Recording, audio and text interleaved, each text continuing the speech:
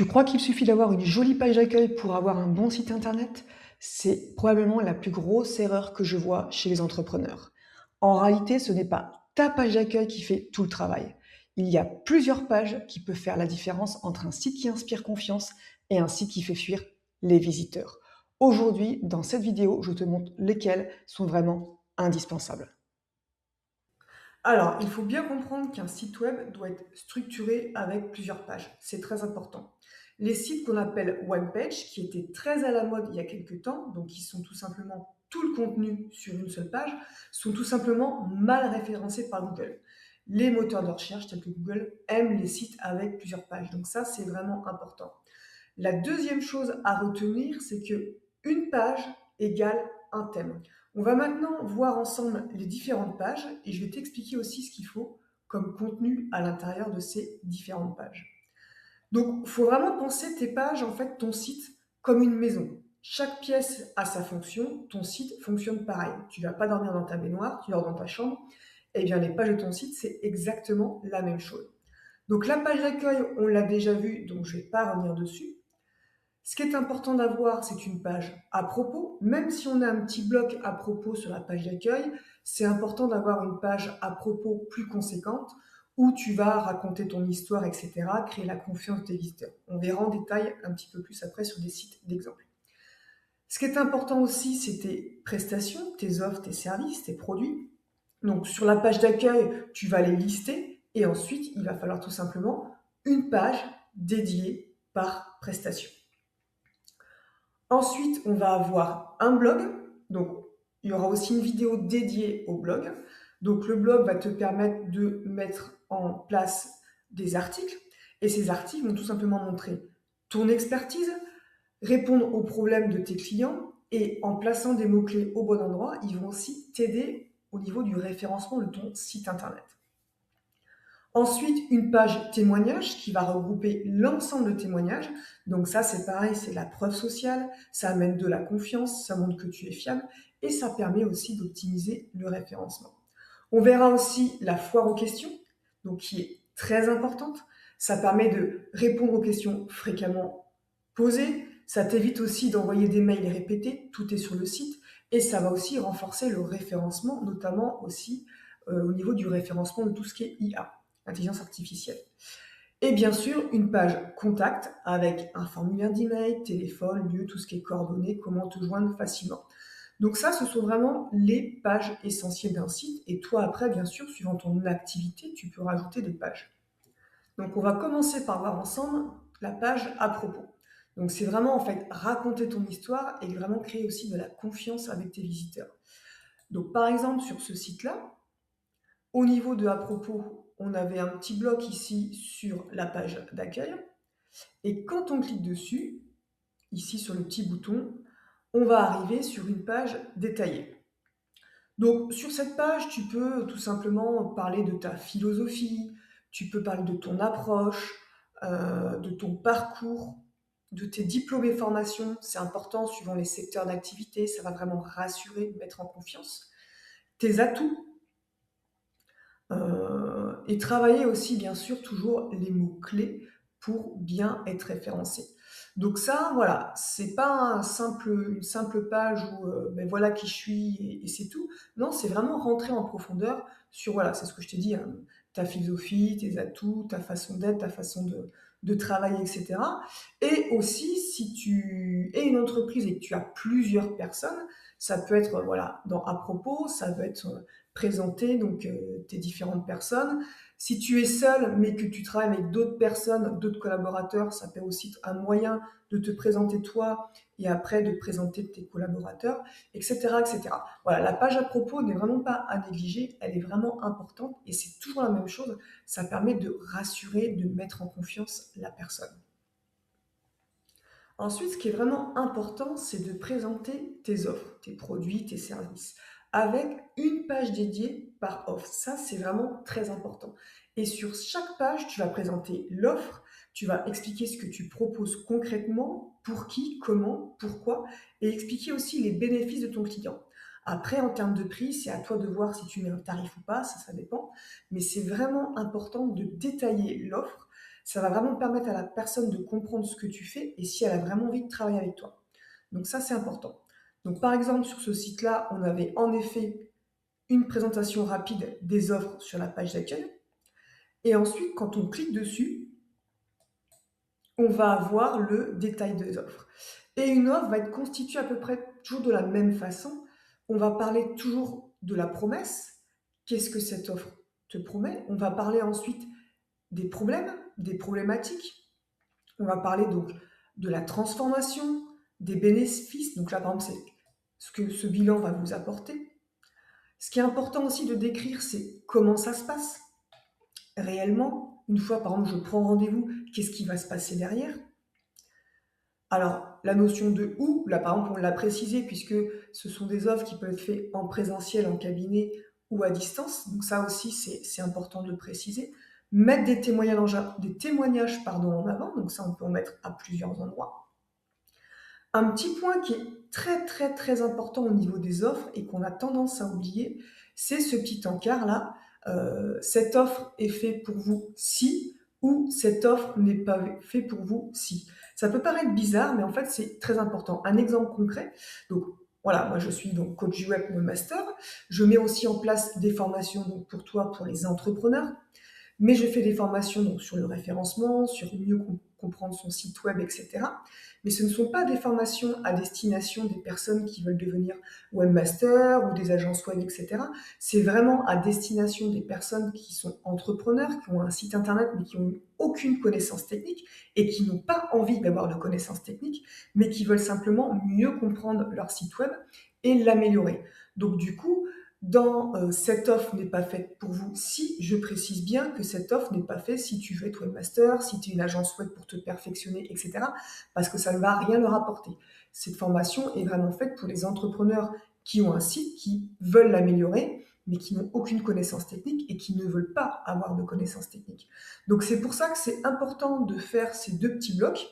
Pourquoi? Ça va vous éviter que des personnes qui ne sont pas du tout dans votre cible, hein, dans les personnes que vous souhaitez accompagner, vous contactent. Donc ça, c'est vraiment important. Ensuite, il y a la notion aussi de tarif et de réservation, par exemple sur ce site-là. Donc c'est à vous de voir si vous souhaitez mettre les tarifs. Et comme je l'avais expliqué aussi dans une autre vidéo, la foire aux questions, donc on verra tout à l'heure, on a une page dédiée sur la foire aux questions ici sur ce site-là, mais c'est important en fait d'avoir les questions aussi fréquentes par offre. Par exemple, ici, on a « Et après ce bilan, je fais quoi ?» Hop, on a la réponse. Est-ce que 3 séances, c'est suffisant? Hop, on a la réponse. Etc., etc. Donc ça, c'est vraiment important d'avoir des questions-réponses, donc d'avoir une foire aux questions dédiée par offre. Et ensuite, ce qu'on peut rajouter, c'est des bonus. C'est-à-dire que voilà, la prestation, elle coûte tant, et en plus, je vais t'offrir des choses qui vont pouvoir t'aider. Exemple ici, bonus inclus, une synthèse écrite personnalisée. Par exemple, après une séance, on peut tout simplement donner une synthèse en PDF, etc. Ça peut être un audio, etc. Des ressources pour aller plus loin, possibilité de me poser des questions par mail entre 2 séances, réponse sous 48 heures, etc. Donc voilà un petit peu le style de contenu qu'il faut pour une page d'offre. Et régulièrement, on va mettre ce qu'on appelle des boutons call to action, des boutons d'appel à l'action, ici et ici, qui vont renvoyer exactement vers la même chose. Ça ne sert à rien d'avoir 36 000 boutons sur votre page d'offre, ça va perdre l'internaute. On va tout simplement mettre un seul bouton, donc on peut changer bien sûr l'intitulé, mais qui va ramener vers la même chose. Donc ça peut être l'envoyer sur votre page contact pour prendre rendez-vous, ça peut être l'envoyer sur votre... Par exemple, il y en a beaucoup qui ont des Calendly pour pouvoir réserver, prendre un rendez-vous en ligne. Ça peut être tout simplement pour arriver sur la page de paiement directement en ligne, mais une page d'offre, autant la page d'accueil, on a vu, il y avait plusieurs boutons qui amenaient dans différentes directions, différentes pages, autant c'est très important que sur une page d'offre, il y ait plusieurs boutons, mais qui ramènent sur une seule destination. Ça, c'est très important. Je vais vous montrer d'autres types de pages d'offres. Hop, par exemple celle-ci. Donc cette page, en fait, c'est ma page d'offres qui propose donc la création de mes sites internet. Donc ici, la même chose, j'ai d'abord la promesse à ce niveau-là. Ensuite, je vais avoir un blog qui va parler des problèmes, des douleurs des personnes qui vont lire cette page, vraiment pour comprendre que je peux les aider. Ensuite, j'ai une partie, c'est pourquoi j'ai réalisé cette offre. Donc aussi avec les bénéfices que ça va apporter, la transformation. Je vais détailler l'offre directement. Bon, là, c'est une petite page, un petit truc de transition. Alors là, c'est quelque chose de particulier à cette offre. Donc ça, je passe. Hop. Les témoignages, donc très important. Et ça, on peut les mettre à différents endroits. Et je vous conseille aussi d'avoir des témoignages vidéo. C'est très impactant. Ici, j'ai les bonus. Donc ce que je propose gratuitement en plus pour donner vraiment envie à la personne de prendre cette offre. Alors attention aux bonus. Il faut vraiment des bonus. Si vous n'en avez pas, vous n'en mettez pas. Mais ça ne sert à rien de mettre des bonus pour mettre des bonus. Et il faut vraiment des bonus qui soient impactants, qui apportent vraiment à la personne. Donc ça, il faut faire attention. Je vois trop souvent des personnes qui disent « Ah, il faut absolument mettre des bonus ».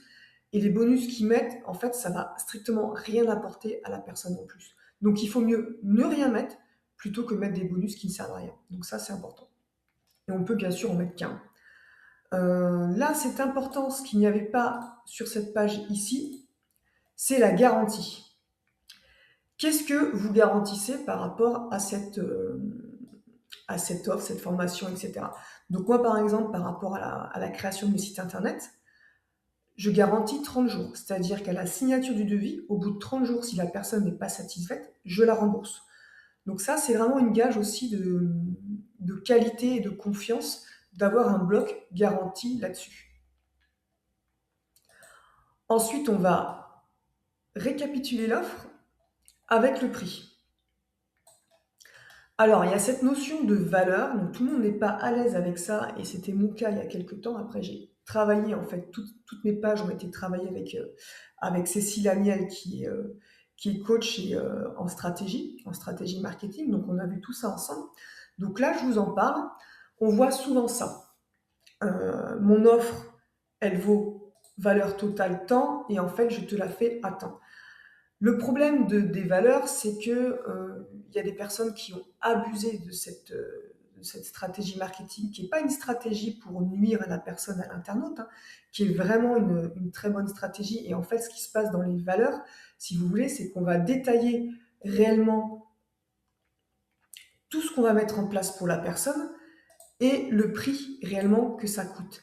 Et au final, moi voilà, par exemple, par rapport à mon expérience, tout ça, etc., j'ai réussi à mettre en place des choses, notamment au niveau de l'automatisation de ma création de site, qui me permet aujourd'hui de gagner du temps et qui me permettent aujourd'hui de proposer un tarif inférieur à la réalité du prix.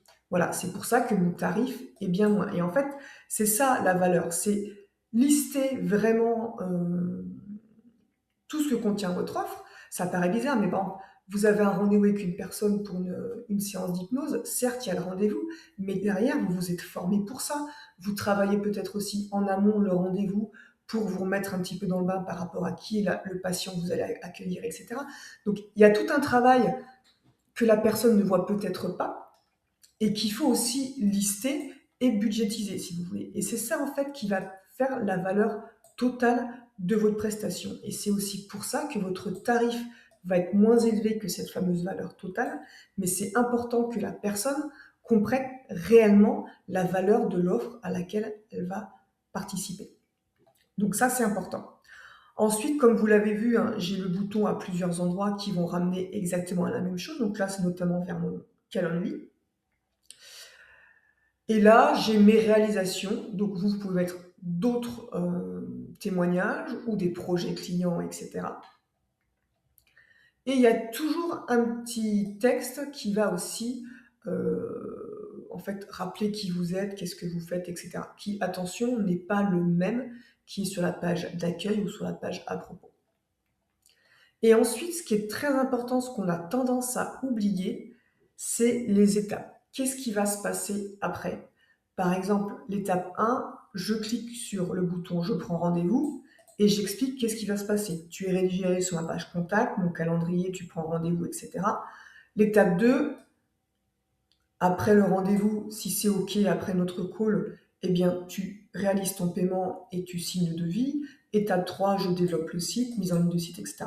C'est important au niveau de vos offres, donc c'est pour ça que vos offres doivent être bien, elles doivent vraiment être travaillées, très explicites pour l'internaute comme pour vous. Et c'est vraiment important de mettre les prochaines étapes pour que tout simplement la personne qui a envie de travailler avec vous, elle sache réellement qu'est-ce qui va se passer derrière. Hop, et la foire en question. Alors là, j'ai pas fait une foire en question détaillée sur cette offre. Je suis censée la faire, j'ai pas eu le temps, mais c'est important de faire une foire en question par offre. Donc moi, j'ai une foire en question qui est là, et je dois prendre le temps de faire cette foire en question qui est dédiée à cette offre. Si je vous montre un autre type de page, donc là, c'est un petit peu différent, c'est sur un audit de site gratuit que je réalise, mais c'est à peu près toujours la même chose, même si elle est moins explicite, moins grande, on va dire. On a toujours ici la promesse, on part ensuite sur les douleurs, les problématiques des personnes. Donc là, j'ai mis le processus directement à ce niveau-là et un petit texte sur moi. Donc là, c'est beaucoup plus court parce que c'est pas vraiment une offre, c'est plutôt voilà, quelque chose que j'offre gratuitement. Mais ça, c'est vraiment important de détailler chaque offre. Donc, je rappelle, un titre, la promesse, on va ensuite parler des problématiques, des douleurs, ce que ça va vous apporter, donc les bénéfices, parler aussi de la transformation, comment ça se passe, le déroulement par exemple d'une séance, ou, voilà, si c'est une prestation, pensez à mettre des témoignages, donc on peut en mettre à différents endroits de la page, et pensez à ces deux encarts. Ce bilan, cette offre est fait pour vous si, cette offre n'est pas fait pour vous si, le tarif qu'on pourrait détailler et la foire aux questions. Et pensez au bonus. Et bien, je reprécise, un seul bouton à l'action. Et donc, je ne sais pas si vous avez fait attention, mais sur ce site-là, on a encore le menu, etc. Et sur mes offres, donc ça, c'est ce que je recommande en fait quand on arrive sur la page d'offres. Je vais vous montrer, donc ici, je suis sur mon site internet. Sur la page d'accueil, je clique sur mes offres. Et quand je clique sur le détail de l'offre, ça c'est aussi ce que je préconise, c'est qu'en fait on arrive sur la page d'offre, donc qui s'ouvre dans un nouvel onglet pour ne pas perdre le site internet. Mais ici, j'ai plus de menu, j'ai plus rien. On va se concentrer exclusivement sur l'offre. C'est-à-dire que la personne, elle reste sur cette page, elle lit la page en entier. Et quand elle clique sur les différents boutons, donc celui-ci, hop, elle va tout simplement sur la page de destination, donc soit pour me contacter, soit pour payer directement l'offre en ligne, soit pour arriver sur un calendrier pour prendre rendez-vous, etc., etc. Mais sur cette page, vous voyez, je n'ai aucune autre possibilité de quitter la page. Donc ça, c'est aussi ce que je vous conseille, de faire vos pages d'offres un petit peu différentes que les autres pages de votre site internet, c'est-à-dire tout simplement pas de ce qu'on appelle de header, donc pas de menu, etc. Alors, les pages d'offres, ce sont peut-être les plus difficiles, on va dire, à écrire en termes de contenu rédactionnel, parce que vous l'avez vu, elles sont assez longues, elles sont assez pointilleuses. On ne va pas seulement marquer voici ce que je te propose, voici mon tarif et contacte-moi. Ça va beaucoup, beaucoup plus loin que ça. Donc, c'est vraiment important de travailler sur vos offres. Qu'est-ce que vous allez proposer à l'internaute? Et il faut vraiment penser en termes de promesses, de problématiques besoins, de transformation et de bénéfices. On voit trop souvent sur les sites internet au niveau des offres, voilà ce que je te propose et voilà avec quel outil je fais ça. Il faut vraiment comprendre qu'une personne qui a une douleur, qui a un problème, elle ne va pas chercher un outil, elle va chercher une transformation, une réponse, une solution à son problème. Et c'est vraiment ça que vous devez montrer, expliquer au sein de vos offres. On va maintenant parler du blog, où certaines personnes nomment cette page actualité. Donc blog ou actualité, c'est exactement la même chose. C'est en fait, on peut changer le nom suivant les personnes que vous ciblez. Je donne un exemple concret. Je fais souvent des sites internet pour des écoles, collèges, lycées, etc. Et c'est vrai qu'ils préfèrent le terme actualité au terme blog. Mais techniquement, c'est la même chose. C'est une page où on va retrouver des articles. Alors, je vais passer assez vite sur le blog. Pourquoi? Parce qu'on aura une vidéo dédiée dans cette formation au blog. Qu'est-ce que c'est réellement? Qu'est-ce que ça va nous apporter? Et comment construire techniquement les différents articles. Ce qu'il faut tout simplement penser, c'est que le blog, il va être bénéfique pour vous. L'internaute qui va lire vos différents articles, ben, ça va permettre de répondre à certains de ces problèmes. Ça va aussi montrer votre expertise. Et aussi, surtout, ça va être bénéfique pour le référencement, donc le positionnement de votre site dans les résultats de recherche, notamment de Google, puisque le blog va permettre, si vous travaillez bien les mots-clés au sein de vos articles, d'augmenter tout simplement ce référencement.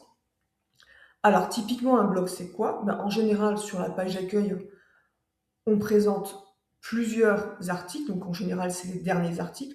Là, il n'y en a que 3, je vous conseille d'en mettre un petit peu plus, 4, 6, 8 ou 9 par exemple. Hop, si on clique sur tous les articles, on a l'intégralité du blog. Ce qui est important, c'est d'avoir ici les articles récents et aussi de classer vos articles dans des catégories pour s'y retrouver plus facilement pour l'internaute. Et quand on clique sur un article, eh bien on va avoir du texte, etc., des images qui va parler de quelque chose. Donc je ne vais pas détailler puisqu'on y reviendra dans une vidéo spécifique. Mais ce qu'il faut vraiment comprendre, c'est que le blog, en effet, peut faire peur, parce qu'on se dit, il va falloir que je fasse des articles, etc., ça va être compliqué. C'est compliqué au début, on va pas se mentir. Pourquoi? Parce que c'est nouveau, et tout ce qui est nouveau prend un petit peu de temps à se mettre en route. Mais une fois que cette mise en route est effectuée, c'est vraiment, vraiment un gain de performance pour votre site internet, et ça peut vraiment vous rapporter des clients potentiels. Donc, il faut vraiment pas le négliger. Mais on y reviendra dans une vidéo dédiée. Si je vous montre sur mon site internet, pareil, j'ai différents, donc moi je les ai appelés sujets, mais j'ai différentes catégories, j'ai mes différents articles, hop, je peux passer de page en page, et quand je clique sur un article, c'est la même chose, j'ai un titre, des images, du texte, etc.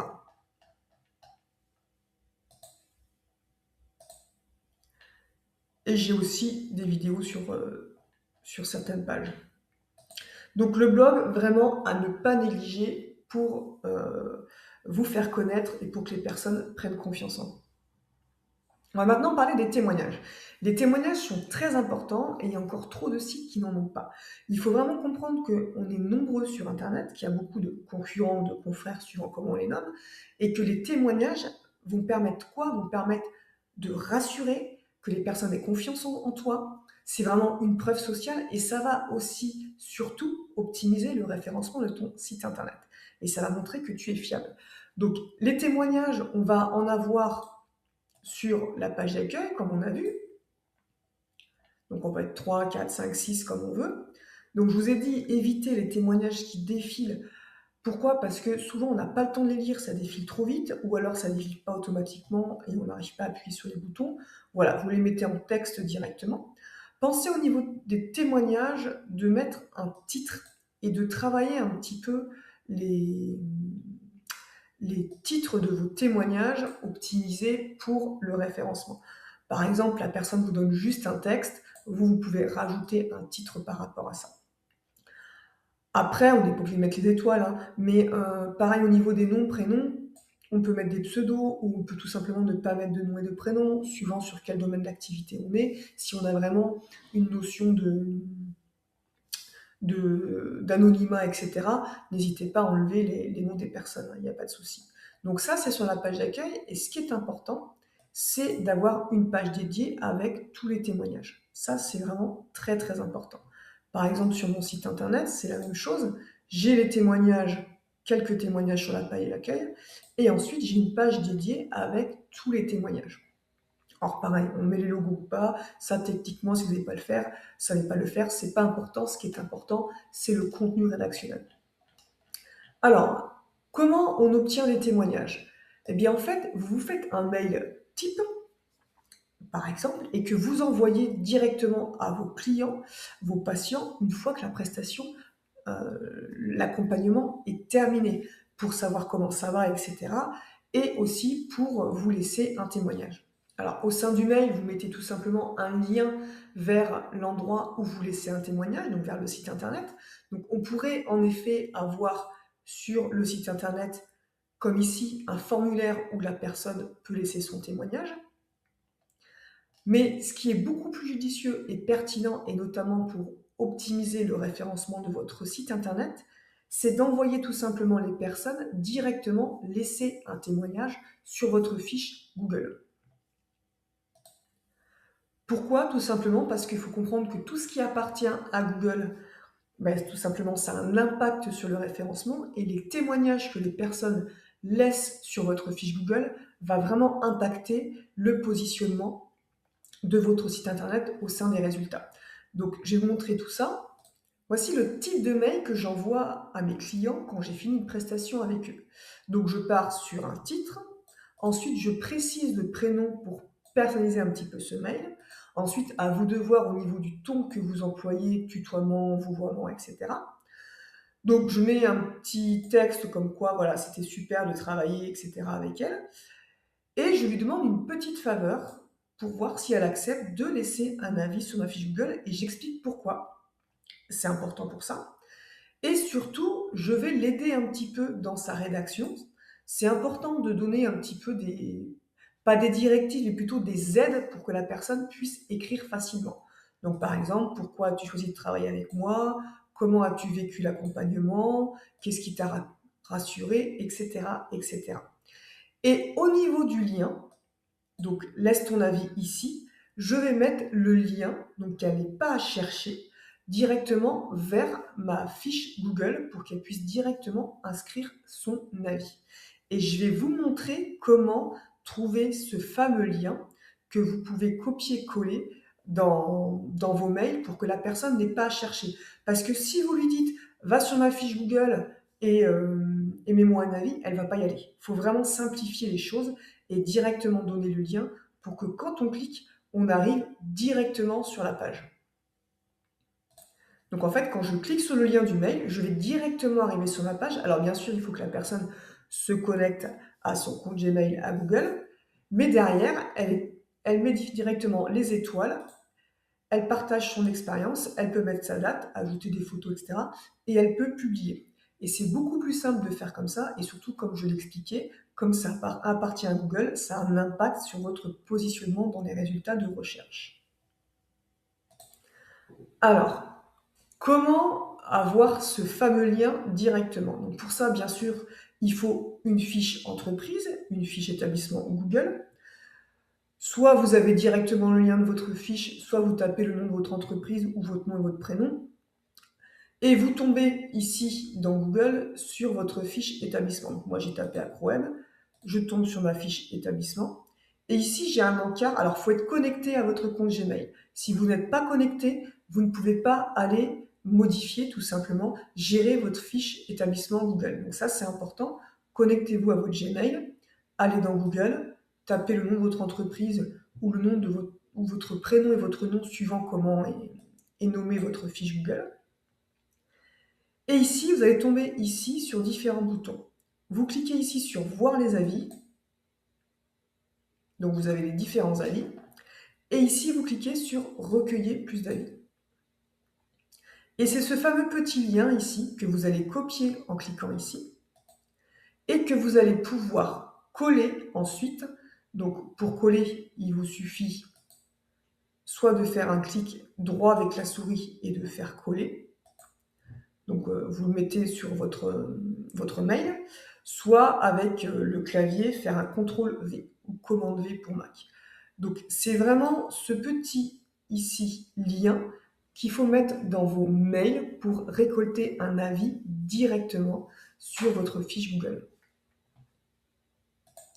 Donc il ne faut vraiment pas négliger les témoignages, et les témoignages, donc vous allez le retrouver sur votre page d'accueil, sur la page dédiée aux témoignages, mais comme on l'a vu tout à l'heure, au niveau de vos offres, vous allez aussi sélectionner les témoignages par rapport à vos différentes offres et vous allez les mettre directement au sein de vos offres. Donc par exemple là, hop, j'en ai un certain nombre. Et donc voilà, les témoignages, on peut les retrouver à différents endroits. Et pensez aussi à demander des témoignages vidéo, donc ça demande un petit peu plus de temps et ça ne sera pas forcément des témoignages, ce ne sera pas des témoignages que vous allez pouvoir mettre sur votre fiche Google. Par contre, vous pourrez les mettre sur une chaîne YouTube et c'est pareil, ça a aussi un impact. Donc les témoignages vidéo, ce que je vous conseille de faire, c'est tout simplement via Zoom ou une autre interface, une autre plateforme, prendre rendez-vous avec un de vos clients, lui poser des questions et faire un question-réponse avec lui, de filmer ça et de les mettre en avant sur votre site internet.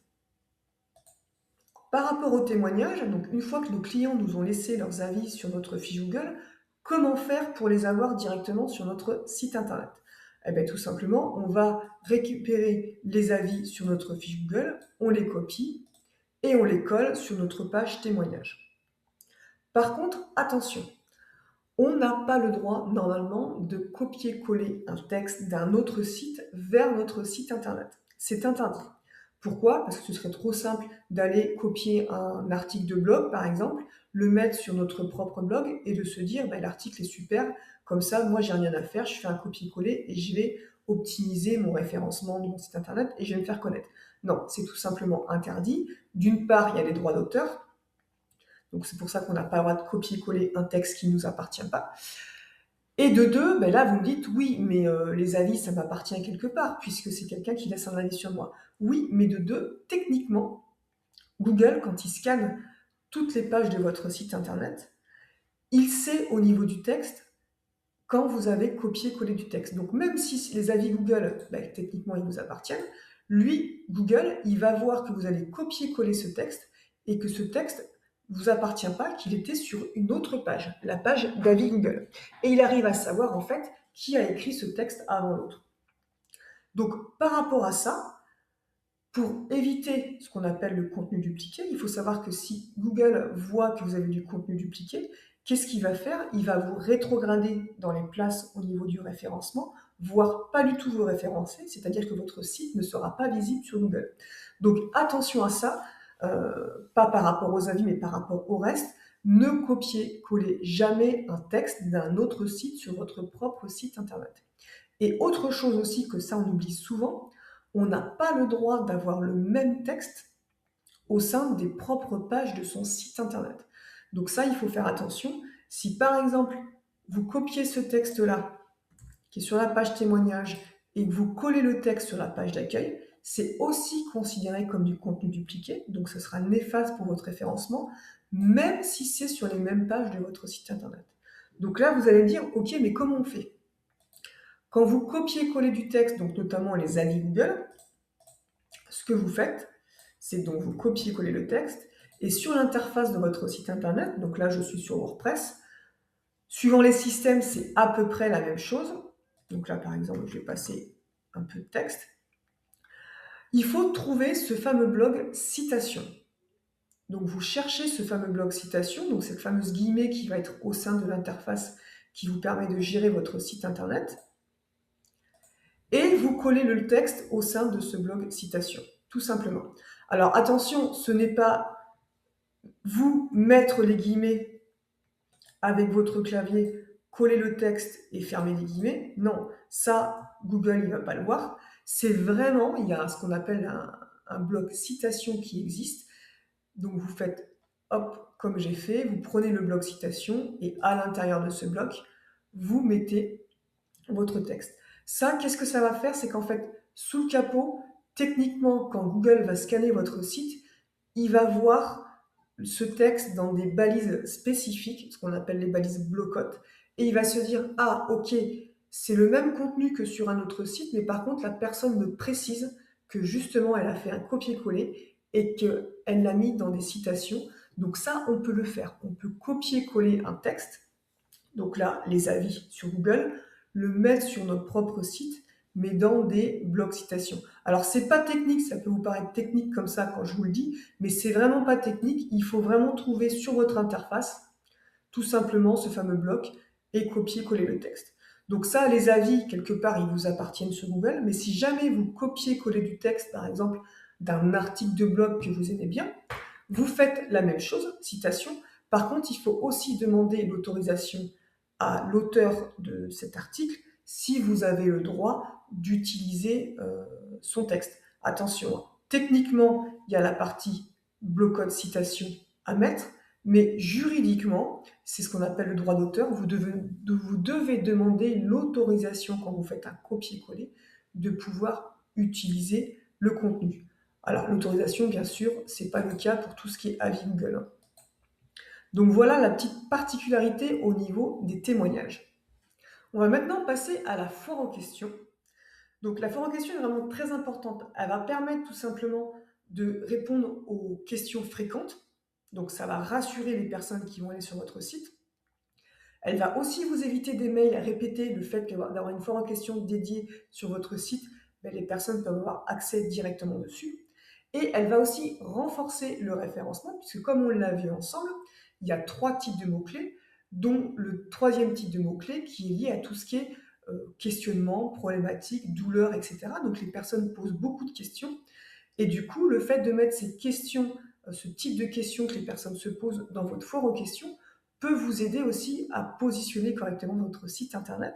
Et ça va aussi vous aider à bien optimiser votre site internet, notamment pour les personnes qui recherchent sur les plateformes d'IA.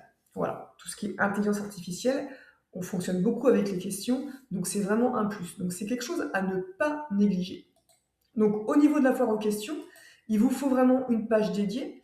On a tendance à les voir des fois sur la page d'accueil en bas de page. Je vous déconseille, c'est au niveau de l'optimisation du référencement, c'est plus judicieux d'avoir une page directement dédiée. Donc là, vous allez lister un certain nombre de questions et vous faites tout simplement question-réponse, question-réponse, question-réponse. Techniquement, si vous ne savez pas faire ce type-là d'animation, pas de souci, hein, vous mettez la question en dessous la réponse, la question en dessous la réponse, etc. Donc, avoir une foire aux questions, une page dédiée. Et comme on l'a vu aussi tout à l'heure par rapport à la page d'offre, quand on est sur une offre, il faut avoir aussi une foire aux questions dédiée à l'offre. Là, par exemple, ici, tout simplement, question fréquente. J'ai la question, j'ai la réponse. J'ai la question, j'ai la réponse. J'ai pas de jeu d'animation, donc on peut très bien le faire comme ça. Donc ça, c'est important, la foire aux questions. Donc là-dessus, il faut vous poser. Vous pouvez aussi commencer à taper des questions dans Google, hein, tout simplement. Par exemple, là, par exemple, on a l'hypnose, c'est quoi concrètement? Je pense qu'en effet, dans Google, certaines personnes doivent aussi taper ce texte-là, cette question. Donc, pensez à ça, à essayer de trouver les questions que pose l'internaute. Donc, par exemple, sur ma foire aux questions, je l'ai divisé en plusieurs. J'ai fait des questions générales, j'ai fait des questions liées à la création des sites web, liées au référencement, etc. Donc, au lieu en fait d'avoir une foire aux questions sur mes offres, j'ai fait comme ça, chose qui n'est pas ce que je ne recommande pas, c'est pour ça que je suis en train de les retravailler, pour en fait avoir vraiment une foire aux questions aussi sur mes pages d'offres. Donc là-dessus, c'est vraiment à vous de vous poser par rapport à votre domaine d'activité, votre thématique, votre cible, quelles sont les questions, et aussi de vous poser à chaque fois par rapport à vos clients, vos prospects, mais quelles sont les questions qu'on me pose fréquemment. Donc pensez à ça, foire aux questions, une page dédiée, et ensuite aussi une foire aux questions pour chaque offre. On va maintenant parler de la page contact, donc la dernière page essentielle. Donc c'est pas une page fourre-tout, hein. Je vois trop de pages contact avec les tarifs, etc. Non, c'est vraiment une page où on va trouver tes coordonnées, donc comment te joindre facilement, un formulaire de contact aussi, c'est important. Donc je vais te montrer tout ça. Donc là, la page contact, donc on peut mettre un petit texte, on peut la diviser en 2 colonnes, mes coordonnées, donc adresse mail, numéro de téléphone, l'adresse postale si on a un bureau, un cabinet, etc. est très important de mettre un formulaire de contact. Pourquoi? Parce qu'il y a des personnes qui aiment bien directement utiliser le formulaire de contact et d'autres personnes qui préfèrent envoyer un mail avec leur propre logiciel. C'est pour ça, pensez vraiment à ces 2 formules. Et ce qu'on peut rajouter aussi, bien sûr, en dessous, c'est un moyen de voir l'itinéraire. Donc comme ici, à ce niveau-là, donc, et un petit bouton «Calculer votre itinéraire» qui permet de tout simplement de renvoyer sur Google Maps et de calculer l'itinéraire à partir du point de départ. Donc ça, c'est un petit plus. Sur ma page contact, ce que j'ai rajouté, c'est un bouton «Prendre rendez-vous» qui renvoie tout simplement sur mon calendrier pour que la personne puisse directement prendre contact. Donc ça, c'est à vous de voir si vous voulez le rajouter. Mais c'est la même chose, mon adresse mail, numéro de téléphone, l'adresse de mon bureau, qui n'est pas obligatoire, hein, c'est ce que je dis. Si vous travaillez qu'en ligne, vous pouvez bien sûr éviter de mettre vos coordonnées ici. Et le fameux formulaire de contact et le petit plan pour me situer. Alors attention aux adresses mail, je ne sais pas si j'en ai déjà parlé, je crois dans la première vidéo, mais c'est important d'avoir une adresse mail liée à son nom de domaine. C'est-à-dire que mon nom de domaine, c'est accro-web.com, j'ai une adresse mail contact ou ça peut être aussi mon prénom, Claudia etc. Pas de Gmail, pas de Yahoo, etc. C'est beaucoup plus professionnel et surtout en termes de délivrabilité, donc notamment au niveau des formulaires. Si vous voulez vraiment recevoir les messages des personnes qui laissent un mail dans votre formulaire, c'est important d'avoir une adresse mail liée avec votre nom de domaine, parce que sinon vous avez un risque de ne pas les recevoir ou que ça arrive en spam. Donc voilà pour la page contact et les pages essentielles. Alors bien sûr, on peut rajouter d'autres pages suivant votre domaine d'activité. Moi, j'ai par exemple pour mon site internet ajouté une page avec toutes mes réalisations. Et donc là, on voit les différentes réalisations, donc les différents projets. Donc j'ai pas mal de clients qui ont cette rubrique en plus, soit on l'appelle galerie, soit on l'appelle projet, etc., qui ont ce style de page pour montrer tout simplement leur projet client. Donc ça peut être aussi une page, elle n'est pas essentielle, mais elle peut être un plus suivant votre domaine d'activité. J'espère que cette vidéo t'a aidé à y voir plus clair sur les pages indispensables d'un site internet. Maintenant, si tu veux savoir ce qui fonctionne vraiment sur ton site, tu peux demander un audit de vidéo gratuit. Chaque semaine, j'analyse le site d'un entrepreneur et je donne des conseils concrets pour l'améliorer. Le lien pour t'inscrire est dans la description. Et si tu veux continuer à apprendre le web simplement, pense à t'abonner sur cette chaîne. Je te laisse maintenant avec une nouvelle vidéo pour mieux comprendre ton site internet. À très vite.